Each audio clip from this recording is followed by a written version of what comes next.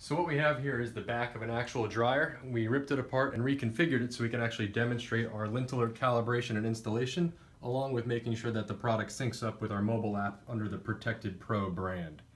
If we look at our phone, what we'll actually do within the Protected Pro app is go to Add Devices here, and you'll see a few options. Well, one thing we're going to look at today is adding a LintAlert Pro Plus.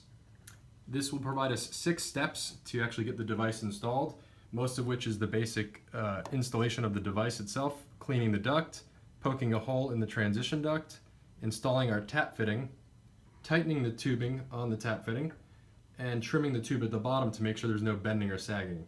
Lastly is when we want to actually integrate the Wi-Fi connectivity with our LintAlert device.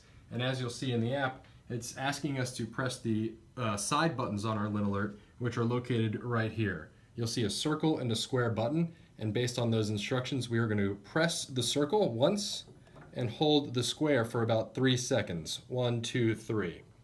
Afterwards, we will toggle over to our settings and connect over to our Wi-Fi signal we just launched called LintAlert_web, just like we see here, LintAlert_web. Once we do that, you'll see a check mark appear next to LintAlert web, and what we want to make sure is that this little LTE icon actually converts over to the Wi-Fi visual array, at which point that lets us know that our LintAlert actually was now communicating on a Wi-Fi platform with this phone. Once we see that Wi-Fi array, the app will automatically advance and take us into the next step of the Wi-Fi connection.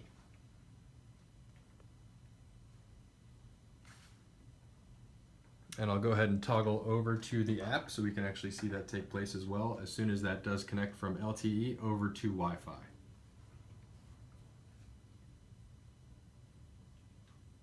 Once it's done that, we want to go and take a look at the local SSIDs or local network names that you see available.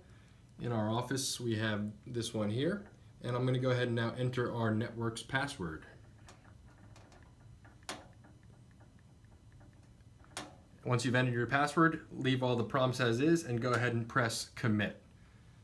Once you've hit commit, the app will automatically advance and toggle over, and even if you look inside the LintAlert array, you'll start to see some visual changes here, and eventually it'll go from a yellow light into a steady green light, which is what we're looking for within the unit, and you'll see that appear in just a moment as well.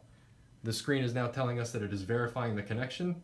Inside our LintAlert here, if you can actually see inside there's a little green LED now, which is perfect, and the device itself, our app is asking us now to calibrate the LintAlert itself. So pardon the noise, we're actually going to turn the dryer on.